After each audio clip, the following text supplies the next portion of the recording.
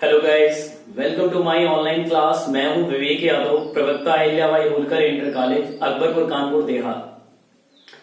जैसा कि अभी हमने पिछले अपनी वीडियो में पढ़ा था, अनुगमन वेग क्या है, और मैंने फ्री इलेक्ट्रॉन मॉडल के अकॉर्डिंग आपको समझाया भी था कि हम ड्रिफ्ट वेलोसिटी किसे कहते हैं, अनुगमन वेग किसे कहते हैं। तो आज की डेट में हम बात करने वाले नेक्स्ट टॉपिक पर, जिसका नाम है रिलैक्सेशन टाइम, श्रांति काल।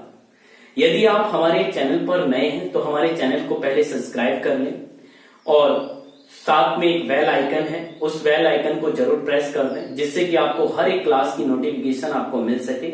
ज्यादा से ज्यादा लाइक करें, शेयर करें, उन बच्चों को भी शेयर कर दें जो इस समय या इस बार आगामी परीक्षा में इंटरमीडिएट में भाग लेने वाले हैं, तो जिससे कि वो भी लाभार्थी हो सके। चलिए आज की डेट में हम अपने इस टॉपिक पर बात करते हैं। श्रांति काल क्या होता है, किसे कहते हैं, उसे समझने के लिए सबसे पहले एक हम धातु का टुकड़ा ले रहे हैं। क्या ले रहे हैं बच्चों? धातु का टुकड़ा। ठीक है, हमने कोई एक धातु का टुकड़ा लिया। आपको हमने अभी पिछली क्लास में ही बताया था कि प्रत्येक पदार्थ परमाणुओं से मिलकर बना होता है। प्रत्येक पदार्थ कैसा होता है? परमाणुओं से मिलकर बना होता है। तो इनके अंदर, इस धातु के अंदर बहुत ढेर सारे क्या होंगे? परमाणु होंगे। क्या होंगे बच्चों? परमाणु होंगे। और ये कुछ इस प्रकार से होंगे। इनके जो बाहरी कक्षा के इलेक्ट्रॉन है वो भी कुछ इस प्रकार से यहां पर होंगे। दर्शाए देता हूं, देख लीजिएगा आप इस चित्र में। हमारे पास जितने भी इनके बाहरी कक्षा के इलेक्ट्रॉन हैं, उन इलेक्ट्रॉनों को हमने इस प्रकार से दर्शा दिया है। अब जैसे हम इस धातु के टुकड़े को क्या करते हैं बच्चों? गर्म करते हैं। तो गर्म करने पर क्या होता है कि इन्हें ऊष्मा मिल जाती है। क्या मिल जाती है? ऊष्मा, ऊर्जा मिल जाती है। और जैसी ऊर्जा मिलती है तो इनकी बाहरी कक्षा के इलेक्ट्रॉन क्या होते हैं? इस परमाणु से निकल जाते हैं। वो इलेक्ट्रॉन जो इनके नाभिक से मोहब्बत नहीं करते, प्यार नहीं करते, लगाव नहीं रखते हैं, वो सभी इलेक्ट्रॉन यहां से क्या हो जाते हैं? बाहर निकल जाते हैं और फ्री तरीके से, फ्री होकर इधर उधर अनियमित क्या करते हैं? गति करते हैं। जब इस परमाणु का कोई इलेक्ट्रॉन इससे निकलता है तो कहीं ना कहीं इधर भी टकराता होगा। ये परमाणु कहां से? इधर से इलेक्ट्रॉन निकला, इस वाले परमाणु से टकरा गया, धड़ाम। अब यहां से कोई एक इलेक्ट्रॉन निकला, इधर से टकरा गया, धड़ाम। इधर से कोई निकला, इधर से टकराया, धड़ाम। फिर यहां से कोई निकला, यहां टकरा गया, धड़ाम। इधर से कोई निकला, इधर टकरा गया, धड़ाम। फिर यहां से निकला तो यहां टकरा गया, धड़ाम। अब ऐसा नहीं कि भाई चालक में आज हम गर्म करने लगे और फिर सुने आवाज कि धड़ाम धड़ाम आ रही कि नहीं आ रही। मैंने केवल आपको एक लॉजिक तरीके से बताया कि जब कोई इलेक्ट्रॉन यहां से निकलता है तो इससे टकराएगा, कहीं ना कहीं इससे टकराएगा, फिर इससे भी टकरा सकता है, फिर इससे भी टकरा सकता है। तो ये जो इलेक्ट्रॉन है, ये जब आपस में टकरा रहे हैं तो इनके बीच में समय भी लग रहा है। क्या लग रहा है बच्चों? समय लग रहा है। इसी बीच के जो समय है, ये जो बीच वाला समय, इसी समय को हम क्या कहते हैं? श्रांति काल कहते हैं। क्या कहते हैं? श्रांति काल। क्यों? क्योंकि जब कोई इलेक्ट्रॉन यहां से निकला और इस वाले से टकराया, तो जैसे टकराया, फिर टकराने के बाद रिलैक्स करा, बोले हाँ अब कुछ राहत मिली। फिर आगे बढ़ा, फिर टकराया, फिर टकराने के बाद फिर चला, तो उसका जो रिलैक्सेशन का टाइम है, उसी टाइम को ही हम क्या कहते हैं? श्रांति काल कहते हैं। क्या कहते हैं बच्चों? श्रांति काल। इसे किससे प्रदर्शित करते हैं? टाउ से। किससे प्रदर्शित करते हैं? टाउ से। तो अगर हमें अपनी डेफिनेशन को बनाना हो तो हम किस प्रकार से बता सकते हैं कि धातु के मुक्त इलेक्ट्रॉनों की, किसकी भाई? धातु के मुक्त इलेक्ट्रॉनों की दो क्रमागत टक्करों के बीच, यहां पर धातु के जो ये मुक्त इलेक्ट्रॉन है, इनके बीच दो क्रमागत जो बीटा टक्कर हैं, इन टक्करों के बीच में जो भी समय लगता है, उसी समय को हम क्या कहते हैं? श्रांति काल कहते हैं। क्या कहते हैं? श्रांति काल कहते हैं। और इसे हम किससे प्रदर्शित करते हैं? टाउ से। ऐसे सिंबल बनता है टाउ का। इस प्रकार से हम इसे क्या करते हैं? प्रदर्शित कर देते हैं। तो क्या बच्चों आपने डेफिनेशन लिख दी है? आप एक बार मैं फिर से रिपीट कर दे रहा हूं, आप फिर से नोट कर लीजिएगा कि धातु के मुक्त इलेक्ट्रॉनों की, धातु के मुक्त इलेक्ट्रॉनों की दो क्रमागत टक्करों के बीच लगे समय को हम क्या कहते हैं? श्रांति काल कहते हैं। क्या कहते हैं? श्रांति काल कहते हैं। अच्छा एक बात और, इनका जो श्रांति काल, जो मुक्त इलेक्ट्रॉनों का श्रांति काल होता है वह कितना होता है, ये भी जान लेते हैं। तो हमारे पास किसी भी धातु या मेटल की हम बात करते हैं, उनके जो फ्री इलेक्ट्रॉन है उनमें आपस में टकराने का जो समय वो लगभग हमारे पास होता है 10⁻⁻14 सेकेंड। आपके पास लगभग इतनी कोटि का होता है। हम कह सकते हैं कि दो मुक्त इलेक्ट्रॉन जब आपस में टकराते हैं तो टकराने की उनके बीच का जो समय होता है लगभग हमारे पास औसतन समय कितना होता है 10⁻⁻14 सेकेंड, लगभग इतना। अच्छा, एक बात और, बहुत सारी कॉम्पिटिटिव एग्जाम में पूछ दिया जाता है कि जब हम ताप को बढ़ाएंगे घटाएंगे तो श्रांति काल में क्या परिवर्तन होता है। यार सिंपल सी बात है कि जब हम इसको टेम्परेचर देते हैं तभी हमारे पास मुक्त इलेक्ट्रॉनों को क्या मिलती है, ऊष्मा मिलती है, ऊर्जा मिलती है, और ये क्या करते हैं अपनी इस कक्षा को छोड़ करके क्या होते हैं दूसरे से टकरा जाते हैं, मतलब यहां से निकल जाते हैं। अगर हम इन्हें ताप ज्यादा देंगे, टेम्परेचर ज्यादा देंगे तो अधिक मात्रा में ऊर्जा इन्हें मिलेगी। अगर अधिक मात्रा में ऊर्जा मिलेगी तो जिस कारण से इनका बेटा गतिज जो ऊर्जा है या इनका जो आपके पास वेग है वो ज्यादा ये आपके पास प्राप्त कर लेते हैं, और उसके कारण से इनके बीच का जो बेटा टाइम होगा, जो इनके बीच का समय अंतराल होगा वो कहीं ना कहीं क्या हो जाएगा, कम हो जाएगा। तो हम कह सकते हैं कि श्रांति काल का मान जो होगा वह ताप के कैसा होगा, व्युत्क्रमानुपाती होगा। अगर टेम्परेचर बढ़ेगा तो श्रांति काल घटेगा, अगर टेम्परेचर कम रहेगा तो श्रांति काल कैसा होगा, बढ़ेगा।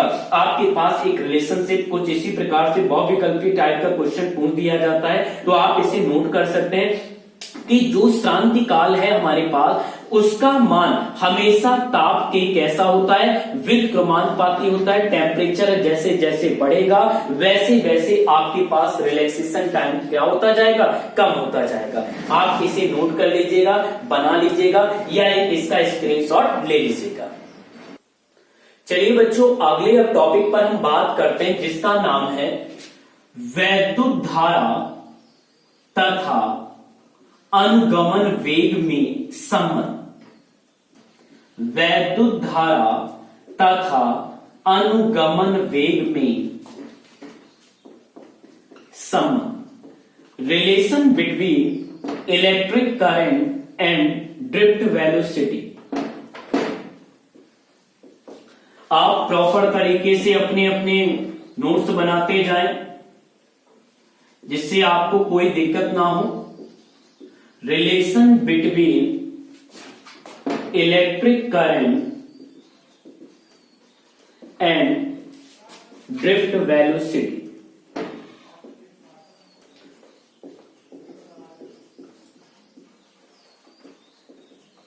चलिए अब इनको समझ लेते हैं। ध्यान से समझिएगा क्योंकि ये क्वेश्चन जो है 2017 में, 2018 में और 2019 के बोर्ड एग्जाम में पूछा जा चुका है। क्योंकि हर बार यूपी बोर्ड 7 सेट पेपर बनाता है जिनमें से किसी एक सेट पेपर में अनुगमन वेग के बारे में क्वेश्चन जरूर पूछा जाता है कि मुक्त इलेक्ट्रॉनों के आधार पर अनुगमन वेग की व्याख्या कीजिएगा। अनुगमन वेग तथा धारा वैद्युत धारा में संबंध, अनुगमन वेग तथा धारा घनत्व में संबंध या अनुगमन वेग की सहायता से ओम के नियम का सत्यापन करो। ये कुछ 4 क्वेश्चन है और ये 4 क्वेश्चन किसी एक सेट पेपर में आने की संपूर्ण संभावनाएं रखते हैं। तो जिस कारण से आप इस क्वेश्चन को ध्यानपूर्वक समझ लीजिएगा। सबसे ज्यादा इंटरमीडिएट में बच्चों को प्रॉब्लम्स होती हैं डेरिवेशन से। वो डेरिवेशन से बहुत ज्यादा डर जाते हैं। आज से आपको डरने की कोई आवश्यकता नहीं होगी। आज हम बहुत अच्छी तरीके से डेरिवेशन को कवर करेंगे और आपको क्लियरेंस भी करा देंगे कि डेरिवेशन आपको कैसे करने होते हैं। डेरिवेशन के लिए सबसे ज्यादा इंपॉर्टेंट होता है कि आपको फार्मूले कितनी अच्छी तरीके से आते हैं। अगर हमें फार्मूले अच्छी तरीके से बेसमेंट है तो हमें डेरिवेशन करने में कोई भी हमें दिक्कत नहीं हो पाएगी। चलिए अब हम सबसे पहले एक बात समझ लें कि हमारे पास रिलेशन किसमें पूछा जा रहा है, वैद्युत धारा तथा अनुगमन वेग में। किसमें भाई, वैद्युत धारा तथा अनुगमन वेग में। तो यार हमें पता है, अभी हमने पिछली क्लास में ही पढ़ा है कि वैद्युत धारा को हम I से रिप्रेजेंट करते हैं और I बराबर कितना होता है, Q अपॉन कितना T। कितना होता है, I बराबर कितना होता है, Q अपॉन T, जहां पर Q क्या है, आवेश और T क्या है हमारे पास समय। अब बात करते हैं क्यू की, कि आवेश क्या है। शायद आपने फर्स्ट चैप्टर में कूलाम वाले चाचा के नियम वाले में हमने पढ़ा था कि क्यू बराबर कितना होता है, इसका जो बेसिक समीकरण होता है कितना होता है, n इंटू ई अपॉन टी। हम यहाँ स्मॉल n भी ले सकते हैं, लेकिन हमारे पास यहाँ पर हम चालक की बात करेंगे तो मुक्त इलेक्ट्रॉन जो एकांक आयतन में होंगे उन्हें हम स्मॉल n से डिनोट करने वाले, जिस कारण से हमने यहाँ पर कैपिटल N लिया हुआ है। इससे आप कंफ्यूजन पैदा न करें। तो I बराबर कितना होगा, n इंटू ई अपॉन कितना टी। मतलब हमें n मिल जाए, हमें समय मिल जाए, मतलब t मिल जाए। अगर ये दो मान मिल जाते तो हम इनका रिलेशनशिप आसानी से क्या कर देंगे, सॉल्व कर देंगे। मतलब सबसे पहले जब भी आप डेरिवेशन पढ़े कभी आप इसको रटने की कोशिश ना करें, केवल अपने माइंड में रखें कि भाई हमारे पास क्या है, वैद्युत धारा। वैद्युत धारा की अगर हम बात करते हैं तो वैद्युत धारा I बराबर कितना होता है, Q अपॉन टी। अगर हम बात करते हैं I बराबर, तो I बराबर आप जानते हैं कि Q बराबर कितना होता है, N इंटू ई। तो I बराबर कितना आ गया, N इंटू ई अपॉन कितना टी। अब इसे समझने के लिए हम एक फिगर से समझने की कोशिश करते हैं। सपोज दैट हमारे पास कोई एक चालक है, कोई एक चालक तार है जिसकी लंबाई स्मॉल l है। कितनी है बच्चों, स्मॉल है। इस चालक तार को हमने किसी एक बैटरी से जोड़ दिया है। कहां से जोड़ा है, बैटरी से। जैसे हमने इसमें एक बैटरी लगाया तो बैटरी लगाने पर इसमें करंट फ्लुएंट करने लगा, धारा प्रवाहित होने लगी। आप सभी जानते हैं कि भाई जो बड़ी लाइन होती है इस लाइन को कहते हैं प्लस, और छोटी जो लाइन लगी होती है बैटरी में उसे कहते हैं क्या, माइनस। हमने आपको एक बात और बताई थी कि वैद्युत धारा में हमेशा वैद्युत धारा का जो प्रवाहित होता है, स्थानांतरण होता है, वो हमेशा प्लस चार्ज से कहां पर होता है, ऋण चार्ज की ओर होता है। तो धारा आपके पास कहां से चलेगी, प्लस वाले से। इधर से ये धारा कहां, इस वाले क्षेत्र में आ जाएगी। हमने कोई जब चालक लिया है तो चालक की बेटा कहीं ना कहीं यहां पर अनुप्रस्थ काट का क्षेत्रफल भी होगा। तो इसके अनुप्रस्थ काट का क्षेत्रफल कितना है, a।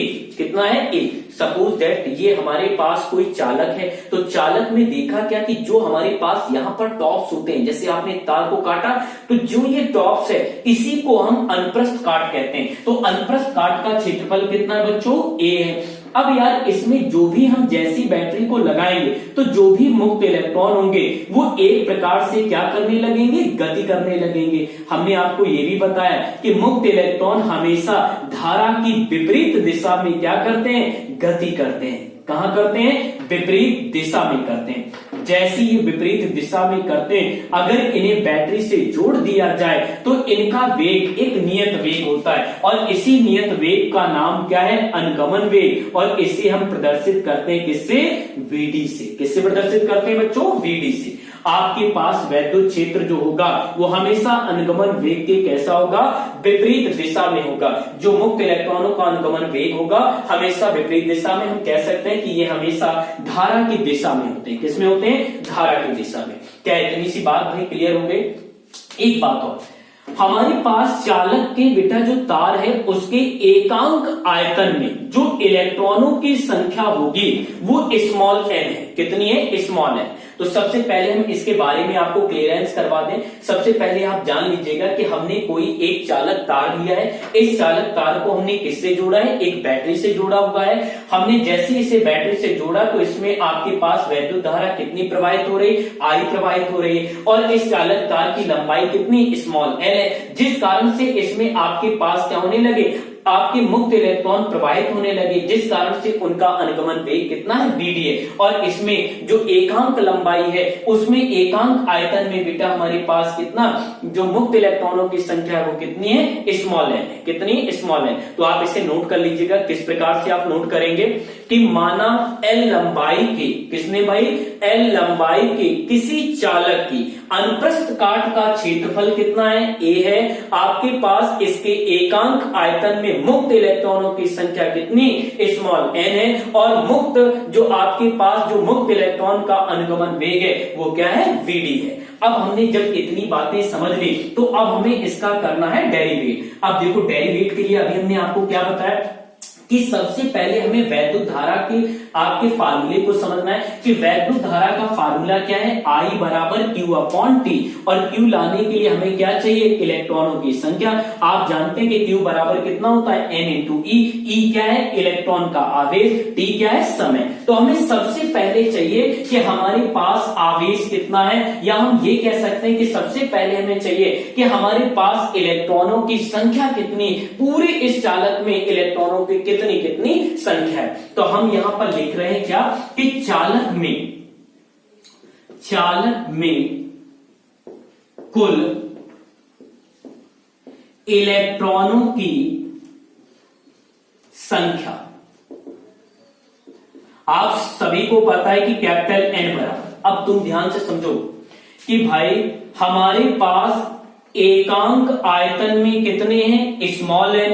अब इस पूरे चालक तार की बात हो रही है, तो मतलब इनके संपूर्ण आयतन की बात हो रही है। और आयतन बराबर क्या फार्मूला होता है, A इंटू L, मतलब क्षेत्रफल गुणा कितना, लंबाई।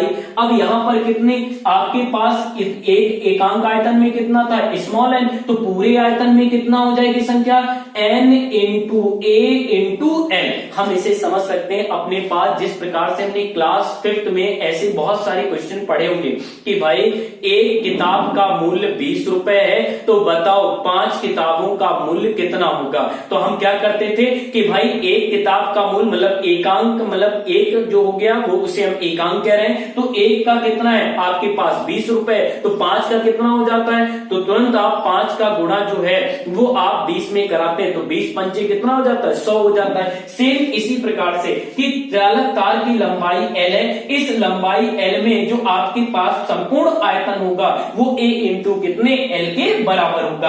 अब यहाँ पर एकांक आयतन में कितने इलेक्ट्रॉन है, N इलेक्ट्रॉन है, तो पूरे आयतन में कितना होगा। इस कारण से हमने N का गुणा किसमें करा दिया, अपने आयतन में करा दिया, तो कितना आ गया, N इंटू कितना, AL आ गया। क्या इतनी सी बात भाई क्लियर हो गई, बात आपको समझ में आ गई होगी। अब इसके बाद नेक्स्ट टॉपिक में, तो इसलिए चालक में कुल आवेश, क्योंकि अब हमें किसकी जरूरत है, आवेश, क्योंकि हमें लाना क्या है, I बराबर कितना होगा, Q अपॉन T होगा। तो हमें आवेश चाहिए, आवेश के निकालने के लिए हमें क्या चाहिए था, इलेक्ट्रॉनों की संख्या। इस कारण से हमने इलेक्ट्रॉनों की संख्या भी निकाल दी। तो चालक में कुल आवेश कितना होगा भाई, Q बराबर कितना होगा, N इंटू E। अब N का मान जो भी है वो यहां पर हम रख लेते हैं। N का मान कितना है, कैपिटल N का मान N into A into L into E, और इन्हें नाम दे देते हैं समीकरण कितना आपके पास 1। अब हमारे पास I बराबर Q अपॉन T है, Q तो हमने फाइंड कर लिया है, केवल हमें समय और मिल जाए। तो मतलब समय क्या है कि मुक्त इलेक्ट्रॉन जब एक सिरे से दूसरे सिरे तक चलते हैं, तो एक सिरे से दूसरे सिरे तक चलने में इन्हें कितना समय लगता है। आपने बेटा पढ़ा होगा कि चाल बराबर क्या होता है, दूरी बटे समय। क्या होता है फार्मूला, शायद आपने पढ़ा होगा, अभी फर्स्ट ईयर में ही पढ़ लिया होगा। जब आपने मापन आप पढ़ रहे होंगे तो आपने यूनिट में जरूर पढ़ा होगा कि चाल बराबर कितना, दूरी बटे समय। अगर समय बराबर निकाला जाए तो समय बराबर क्या होगा, दूरी बटे 4। कितना होगा बेटा, दूरी बटे 4। अब हमने लिखा कि मुक्त इलेक्ट्रॉन के एक सिरे, जो चालक में मुक्त इलेक्ट्रॉन है, वो एक सिरे से दूसरे सिरे तक आने में लगा समय, जो हमारे पास बेटा लगा समय,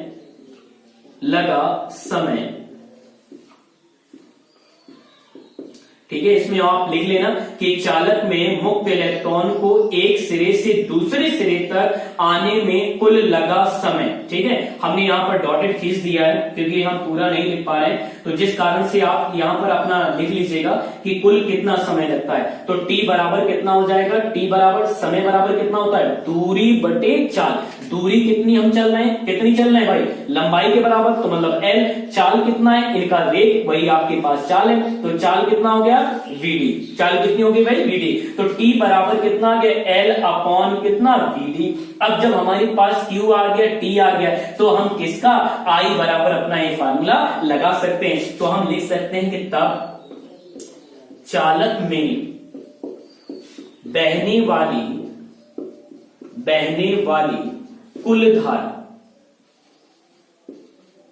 कुल धारा आप लिख सकते हैं क्या कि I बराबर Q अपॉन कितना T। तो भाई Q अपॉन T आपने लिख लिया, Q की वैल्यू कितनी है भाई, I बराबर Q का मान कितना था NaLe, और T का मान कितना था भाई L अपॉन कितना है L अपॉन VD। तो VD लिख लिया।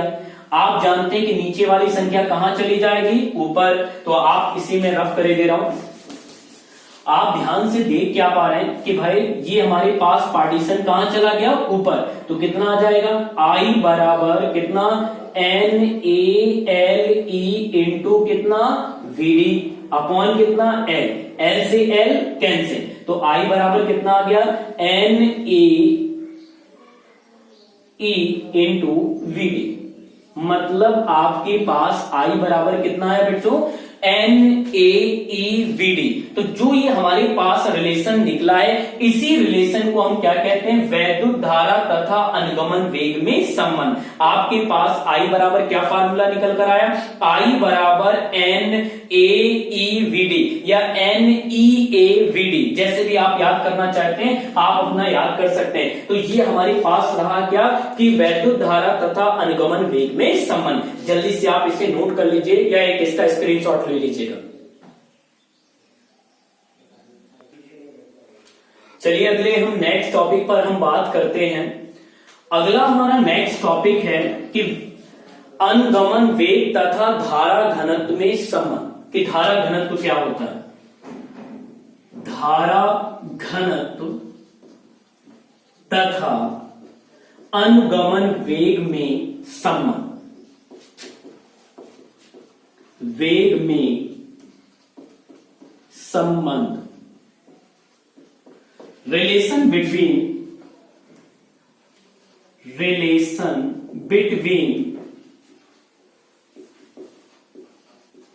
करंट डेंसिटी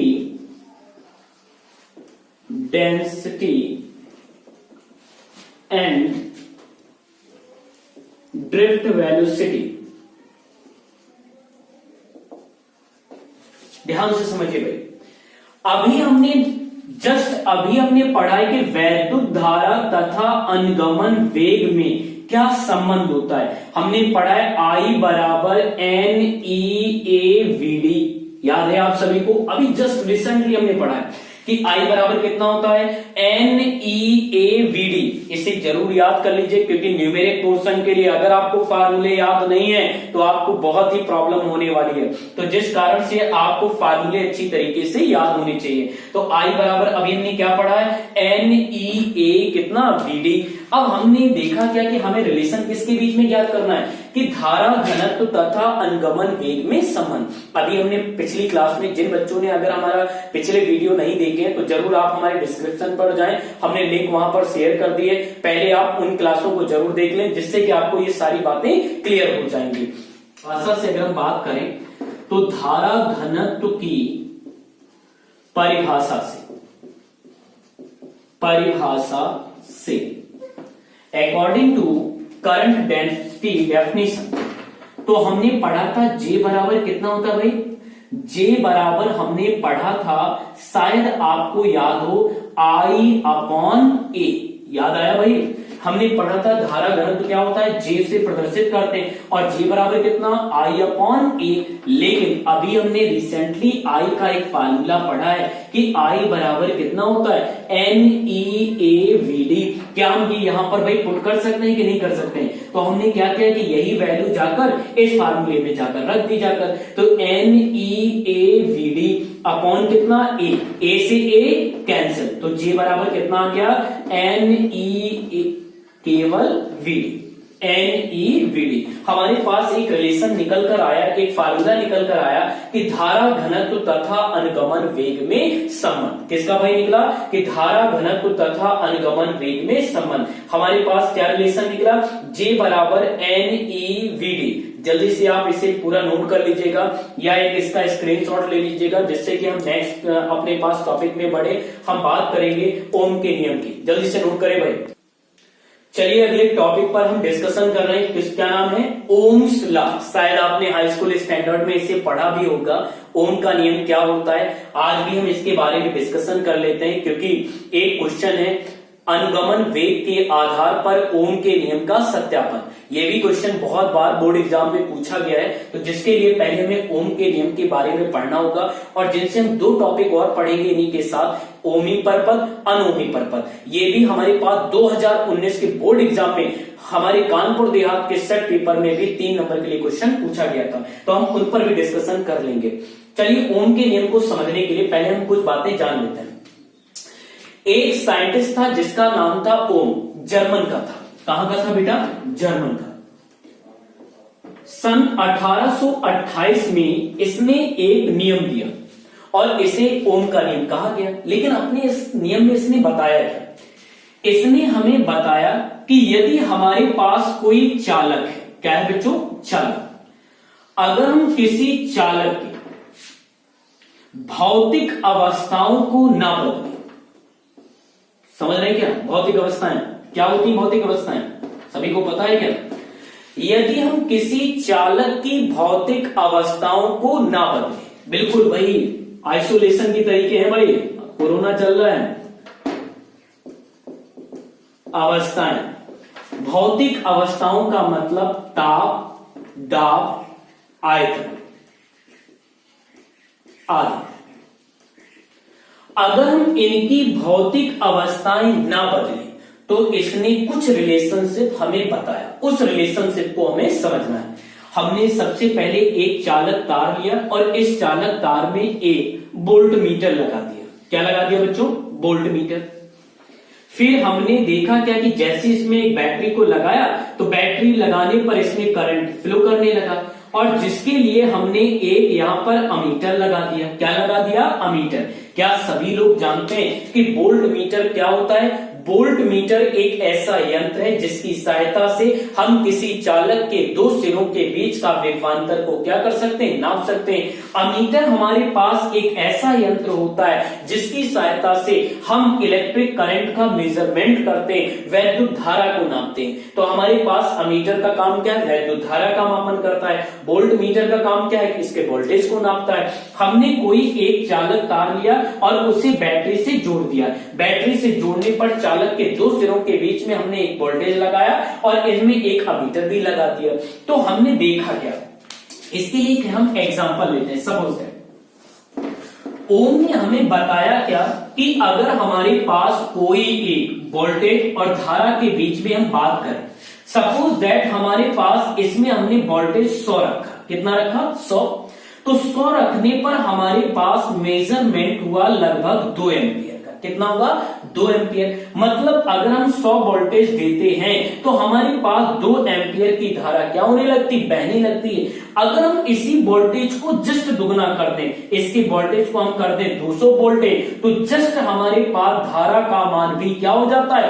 दुगना हो जाता है। ये बात बताई ओम ने अपने इस नियम में कि अगर हम 100 वोल्टेज दे रहे हैं तो हमारे पास 2 एम्पियर बह रही। अगर हम 200 वोल्टेज का करंट देते हैं, हम वोल्टेज देते हैं तो हमारे पास करंट कितना होता है? 4 एम्पियर का हो जाता है। अगर हम इसको फिर से दुगना कर दें, 400 वोल्टेज ले लें, तो हमारे पास करंट दौड़ने लगता है कितना? 8 एम्पियर का। अगर हम फिर इसको दुगना कर दें, हम 800 का कर दें, तो हमारे पास कितना हो जाता है? 16 एम्पियर। हम कह सकते हैं क्या कि हम जैसे जैसे क्या कर रहे हैं कि वोल्टेज को बढ़ा रहे हैं, वैसे वैसे धारा का मान भी बढ़ रहा है, उसी फ्रिक्वेंसी में बढ़ रहा है। अगर हम वोल्टेज को दुगना कर रहे हैं तो धारा का मान भी कैसा हो रहा है? दुगना हो रहा है। देख क्या रहे हैं कि ये दोनों राशियां बिल्कुल समान काम कर रही हैं, और ऐसी अगर राशियां हमारे पास भौतिक विज्ञान में होती हैं तो इन राशियों में जो रिलेशनशिप होता है वो केवल कैसा होता है? समानुपाती का होता है, अनुक्रमानुपाती का होता है। इस रिलेशनशिप से इसने एक रिलेशनशिप फाइंड कर दिया कि V का जो मान है वो I के कैसा होगा? अनुक्रमानुपाती होगा। ये किसने बता दिया? ओम ने अपने इस नियम में बताया। क्या ओम ने बता दिया?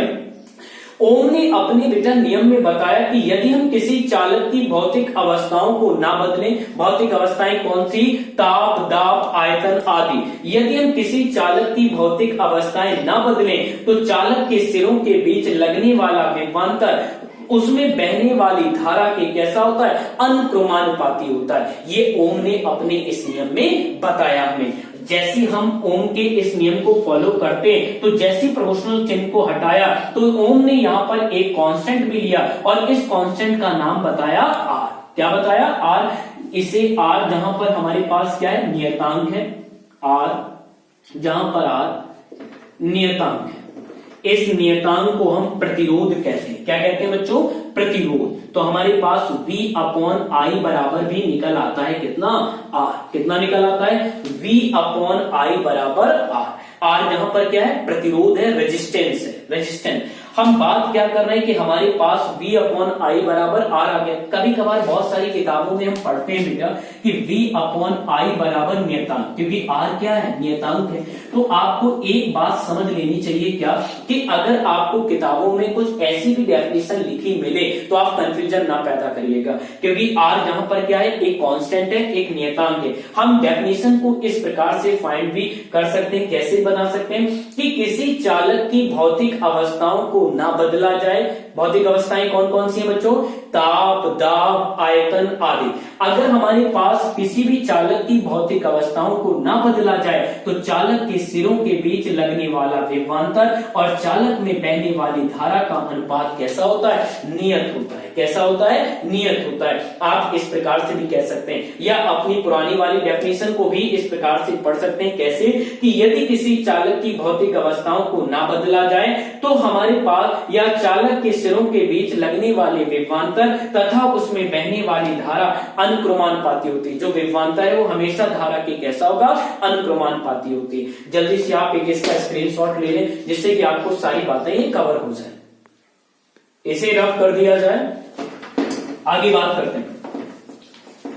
इसके बाद हम एक चीज और जान लेते हैं कि हमारे पास V तथा I के बीच में ग्राफ क्या है। जो हमारे पास वोल्टेज है और तथा जो हमारे पास करंट है I के बीच ग्राफ, ध्यान से समझिए भाई। अभी रिसेंटली हमने पढ़ा है कि V बराबर कितना होता है, आई आर होता है। कितना होता है, V बराबर कितना, आई आर। अगर हम यहां से अपने पास I की वैल्यू निकालें तो हमारे पास I बराबर कितना हो जाएगा, R कहां आ जाएगा, अपॉन में। तो कितना हो जाएगा, V अपॉन R। अगर हम I का मान कुछ इस प्रकार से लिख लें, 1 अपॉन R इंटू V, तो हमें कोई भी प्रॉब्लम नहीं होगी। क्यों, क्योंकि 1 का मल्टीप्लिकेशन अगर हम V में करते हैं तब भी यार उतना ही मान आएगा। तो हमारे पास I बराबर कितना मैंने लिखा, 1 अपॉन R इंटू V। अब ध्यान से देखो कि ये हमारे पास एक समीकरण की तरीके दिख रहा है जो हमने पढ़ा है, y बराबर mx प्लस सी, जो हम बेटा एक अपने पास अंताखंड का एक रूप पढ़ते थे, शायद आपको याद आ गया हो। ध्यान से देखो क्या ये इसी के रूप का दिख रहा है कि नहीं दिख रहा है। y बराबर कितना है, mx। और इसके लिए हमने कोऑर्डिनेट सेक्शन में बेटा पढ़ा है क्या, x अक्ष और y अक्ष में एक हम फिगर भी ड्रॉ करते हैं। शायद आपको याद हो कि मैथमेटिक्स में आपने कुछ इस प्रकार से फिगर पढ़ा होगा। जिन बच्चों ने मैथमेटिक्स नहीं लिया हुआ है जरूर उन्होंने 9th या हाई स्कूल में जरूर पढ़ा होगा कुछ इस प्रकार से। अब ध्यान से देखो कि y की तरफ कौन है, I है। तो हमारे पास y अक्ष पर हमने किसको प्रदर्शित कर दिया, I को, ठीक। फिर हमारे पास x में कौन है, वोल्टेज है, तो वोल्टेज को हमने इस प्रकार से प्रवाहित कर दिया है। अब ध्यान से देखो कि m क्या है हमारे पास, प्रवणता का दिखा रहा है, रूप दिखा रहा है, क्योंकि हम जानते हैं कि m को हम डिनोट करते हैं प्रवणता से, और ये 1 अपॉन r के, क्योंकि यहाँ पर ये कांस्टेंट है। तो हमारे पास ये जो हमारे पास प्रवणता होगी वो लगभग हमारे पास कुछ इस सीधी एक रेखा में होगी। किसमें होगी, सीधी रेखा में। तो हमेशा आप याद रखिएगा कि जब भी आपके पास अगर कोई भी धातु है, अगर किसी धातु का हमारे पास V तथा I का ग्राफ एक सीधी रेखा में आता है तो ऐसे पर्वतों को हम कहते हैं ओमीय पर्वत। कौन से बेटा कहते हैं, ओमीय पर्वत। मतलब हम कह सकते हैं कि ये हमारे पास ओम के नियम का क्या करते हैं, पालन करते हैं। हमेशा याद रखिएगा V तथा I के बीच में जब भी हम वक्र खींचेंगे तो जो भी हमारे पास कांस्टेंट मिलेगा वो बिल्कुल एक ऐसी स्ट्रेट लीनियर में होगा, लाइन में होगा, सीधी रेखा में होगा। अगर ऐसा मिलता है तो ये हमारे पास ऐसे परपथ क्या कहलाते हैं? ओमी परपथ। क्या कहलाते हैं? ओमी परपथ। जैसे कि हम टंगस्टन धातु का यूज करते हैं, कॉपर का यूज करते हैं, ये सभी के सभी हमारे पास क्या कहलाते हैं? इनसे बने परपथ हमारे पास क्या कहलाते हैं? ओमी परपथ कहलाते हैं। क्या कहलाते हैं? ओमी परपथ। तो क्या इतनी सी बात तुम्हें क्लियर तरीके से समझ में आ गई? अगर आपसे पूछा जाए कि भाई ओमी परपथ क्या है, ओमीय परिपथ क्या है, परिपथ क्या है, तो आप बता सकते हैं कि ओमी सर्किल।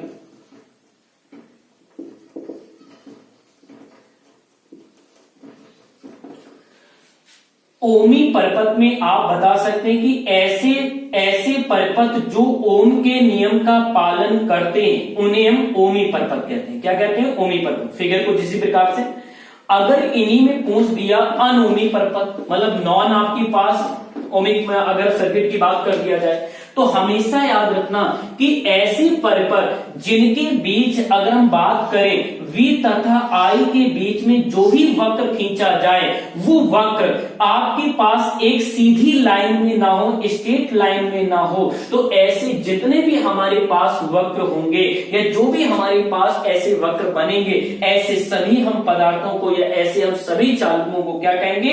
अनओमी परपथ कहेंगे। क्या बच्चों कहेंगे? अनओमी परपथ। जैसे कि टॉर्च का बल्ब, जैसे कि ट्रांजिस्टर, जैसे कि डायोड बल्ब, इनके कुछ ऐसे उदाहरण हैं जो कि हमारे पास ओम के नियम का पालन नहीं करते हैं। तो हमारे पास ये दो डेफिनेशन बोर्ड एग्जाम 2019 के सेट पेपर में पूछी गई थी, कानपुर देहात में ही पूछी गई थी। तो अगर आपके पास ऐसे क्वेश्चन आते हैं कि ओमी परपथ क्या है, अनओमी परपथ क्या है, आप तुरंत बता दीजिए कि जो ओम के नियम का पालन करें उन्हें हम ओमी परपथ कहते हैं, जो हमारे पास परपथ ओम के नियम का पालन नहीं करते हैं उन्हें हम अनओमी परपथ कहते हैं। जैसे कि टॉर्च का बल्ब हो गया, जैसे कि डायोड बल्ब और जैसे कि ट्रांजिस्टर। क्या इतनी सी बात भी क्लियर हो गई? सारी बातें समझ में आ गई? एक इसका स्क्रीनशॉट ले लीजिएगा। हम आगे इसी में एक फार्मूले की और बात कर लेते हैं। देखिए ध्यान से, इन्हें रफ कर दिया जाए भाई, जल्दी से भाई नोट कर लिया करें या एक स्क्रीनशॉट ले लिया करें। हमारे पास देखा जाए कि यहां से अगर हम बात कर रहे थे अपने पास इसी फार्मूले की जो अभी हमने लिखा था रिसेंटली, I बराबर 1/r इंटू कितना x। यहां पर हमने अभी लिखा था एक मानक समीकरण y बराबर कितना mx। अगर हम इसके रूप की बात करें तो ये रूप हमें दिख रहा था। यहां से अगर हम कंपेयरिंग करवाएं तो ध्यान से देखा जाए कि भाई m की वैल्यू कितनी होगी? 1/r के बराबर। कितनी के बराबर होगी बेटा? 1/r के बराबर। तो हम देख क्या रहे हैं कि भाई m बराबर 1/r। लेकिन अभी हमने रिसेंटली अगर हम हाई स्कूल या 9th स्टैंडर्ड की बात करें तो हमने एक m बराबर फार्मूला जरूर पढ़ा होगा, प्रवणता का कितना? tan theta. कितना पढ़ा होगा बेटा? tan theta. तो हम यहां पर लिख दिए m बराबर कितना? tan theta. tan थीटा बराबर कितना आ गया? 1/r। अगर हम यहां से r की वैल्यू निकालें तो r बराबर 1/tan थीटा। आप सभी जानते हैं 1/tan थीटा बराबर कितना होता है? cot theta. हमारे पास एक फार्मूला बनता है क्या कि अगर हमारे पास रिप्रेजेंट अगर r होता है, एंगल दिया गया और प्रतिरोध पूछा जाए तो हमेशा याद रखिएगा r बराबर कितना होगा? cot theta. कितना होता है r बराबर? cot theta. जस्ट इसी से रिलेटेड एक न्यूमेरिकल हम देख लेते हैं। बॉस एक बार 2017 के बोर्ड एग्जाम में पूछा गया किसी एक सेट पेपर में, ध्यान से देखिए भाई, हम डिस्कशन न्यूमेरिक पोर्शन पर भी करेंगे, A to Z बात करेंगे भाई, ठीक। लेकिन हमारे पास केवल हम कॉन्सेप्ट बेसिस पर ही बात करेंगे। अगर आपको कोई न्यूमेरिकल नहीं आता है तो जरूर आप कमेंट्स बॉक्स पर आप शेयर कर दीजिएगा, मैं आपको रिप्लाई कर दूंगा, ठीक है। हमारे पास अगर हम बात करते हैं तो हमने कोई दो प्रतिरोध लिए। कितने प्रतिरोध हैं? दो प्रतिरोध। पहले प्रतिरोध का जो एंगल क्रिएटेशन है वो आपके पास 30 डिग्री है और दूसरे का आपके पास जो एंगल क्रिएटेशन है वो 60 डिग्री है। आपके पास इस प्रकार से वोल्टेज में दिया गया है, यहां पर करंट ये इस प्रकार से फ्लुएंट है। अब हमसे कह रहा है इस सवाल में कि हमें आर ए रिलेशनशिप, आपका पास जो बेटा रेशियो है वो आर बी में बताइए कि भाई आपके पास आर ए का और आर बी का जो बेटा रेशियो है वो कितना होगा। हमें कुछ इस प्रकार से एक फिगर दे दिया गया और पूछा गया कि भाई आर ए और आर बी के वैल्यू आप बता दीजिएगा। तो आपने अभी रिसेंटली याद किया है कि आर बराबर क्या होता है, कॉट थीटा। तो हम जरूर यहां से फार्मूले का प्रयोग कर लेते हैं कि भाई आप देखो पहले आर ए के लिए, किसके लिए हम बात कर रहे हैं बेटा, आर ए के लिए। आर ए बराबर हमारे पास क्या है, कॉट थीटा। थीटा की वैल्यू क्या है आप देख रहे हैं कितना है, 30 डिग्री, आपने 30 लिख लिया। फिर यहां से देखा कि आर ए बराबर, ठीक है, तो आर ए बराबर कॉट 30 की वैल्यू कितनी होती है भाई, √3, ठीक। अब इसके बाद हमारे पास आरबी की हम वैल्यू इसी प्रकार से निकाल दें, तो आरबी बराबर क्या हो जाएगा, cot 60। cot 60 की वैल्यू कितनी होती है, 1/√3। अब हमें रिलेशनशिप किसका निकालना है बच्चों, किसका निकालना है, आपका किसमें निकालना है, आर ए रेशियो आरबी। चलिए इनको हम देख लेते हैं। तो हमारे पास आर ए का रेशियो जो है आरबी में, तो हमने इसी प्रकार से लिख दिया √3 1/√3। आप जानते हैं कि रेशियो को हम बटे में, अनुपात में भी लिख सकते हैं। तो हम इनको कैसे लिख देंगे, RA/RB बराबर √3/1/√3। ये नीचे वाला √3 कहां चला जाएगा, ऊपर। तो RA/RB बराबर कितना आ जाएगा, 3/1। तो आपके पास कितना आ जाएगा, RA रेशियो RB इक्वल कितना आएगा, 3/1। मतलब यही आपके पास क्या है, आंसर है। तो अगर आपको ये मेथड पता होगा तो आप आराम से न्यूमेरिक पोर्शन को सॉल्व कर सकते हैं। एक बात मैं आपको और क्लियर कर दूं कि यार फिजिक्स में जिन बच्चों के डेरिवेशन और न्यूमेरिकल पोर्शन स्ट्रॉन्ग होते हैं वही 70 में से 65 प्लस फाइट करते हैं। मतलब 90 प्लस अगर आपको लाने हैं तो आपको न्यूमेरिक पोर्शन और आपको डेरिवेशन पोर्शन थोड़ा सा बहुत ज्यादा स्ट्रॉन्ग करना पड़ेगा। तो क्या इतनी सी बात भाई क्लियर हो गई। तो आज की क्लास यहीं तक रखते हैं, नेक्स्ट क्लास में मिलते हैं।